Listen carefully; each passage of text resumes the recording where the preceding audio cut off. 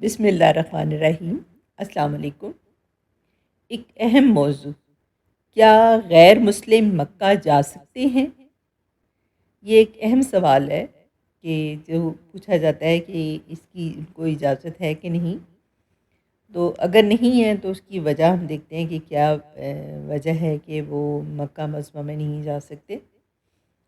غیر مسلموں کو عام طور پر مقدس مکہ میں داخل ہونے کی اجازت نہیں ہے، کیونکہ یہ اسلام میں سب سے مقدس مقام سمجھا جاتا ہے۔ یہ شہر مسلمانوں تک محدود ہے اور یہ پابندی سعودی عرب کی حکومت نے نافذ کی ہے۔ اس پابندی کے پیچھے بنیادی وجہ مکہ کے تقدس کو برقرار رکھنا ہے۔ اس بات کو یقینی بنانا ہے کہ صرف اسلامی عقیدے کے ماننے والے ہی اس مقدس مقامات جیسے کعبہ اور مسجد الحرام کی زیارت کر سکیں۔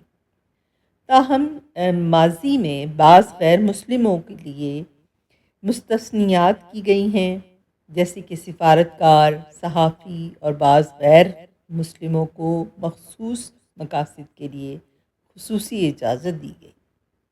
مجموعی طور پر جبکہ عام اصول یہ ہے کہ غیر مسلم مکہ نہیں جا سکتے، بعض حالات میں اس میں غیر معمولی استثناء ہو سکتا ہے۔